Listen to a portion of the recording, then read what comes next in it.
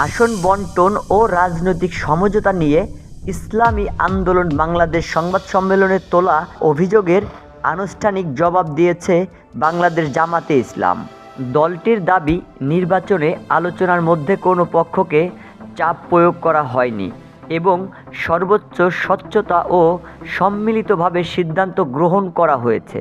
শুক্রবার সংবাদ মাধ্যমের এক তাৎক্ষণিক প্রতিক্রিয়া জামায়াতের সহকারী সেক্রেটারি মাহবুব জুবায়ের জানান, ৮ থেকে ১০টি ভিন্ন ভিন্ন জরিপ বিশ্লেষণ করে প্রার্থীর গ্রহণযোগ্যতা ও সাংগঠনিক শক্তির ভিত্তিতে আসন বণ্টনের প্রস্তাব করা হয়েছিল। কিছু আসনে মত বিনিময় থাকায় আলোচনার সিদ্ধান্ত নেওয়া হয়েছে। এখানে কাউকে কিছু চাপিয়ে দেওয়ার কোনো সুযোগ নেই। বর্তমানে ২৫৩ আসনে প্রার্থী ঘোষণা করা হলেও জামাত প্রার্থী দেওয়ার প্রস্তুতি রাখছে বলে তিনি উল্লেখ করেন।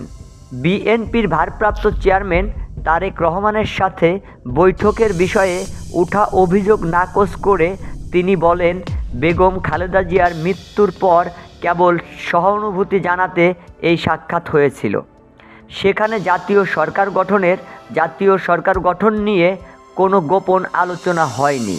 জামাতের বিরুদ্ধে আইন চালু অভিযোগকে বিভ্রান্তিকর আখ্যা দিয়ে জুবায়ের স্পষ্ট করেন যে বাংলাদেশের বিদ্যমান সংবিধান ও আইনি কাঠামোর মধ্যেই দেশ পরিচালনা হবে। ইসলামী আন্দোলনের সঙ্গে সম্পর্ক প্রসঙ্গে তিনি আরও বলেন, এটি কোনো আনুষ্ঠানিক জোট ছিল না, বরং ৮টি দলের একটি নির্বাচনী ঐক্য প্রক্রিয়া ছিল মাত্র। ঐক্যর আহ্বান বৈঠককে অবজ্ঞার অভিযোগ প্রসঙ্গে দুঃখ প্রকাশ করে জুবায়ের বলেন, সংশ্লিষ্ট নেতার অসুস্থতাজনিত কারণে ভুল বোঝাবুঝি হয়েছে। রাজনীতিতে শেষ বলে কিছু নেই এবং মনোনয়ন প্রত্যাহারের সময়ও এখনও আছে। সকলে চায় ফ্যাসিবাদ বিরোধী সকল দল ঐক্য থাকুক। শফিক সাগর, বিবিসি বাংলা টিভি।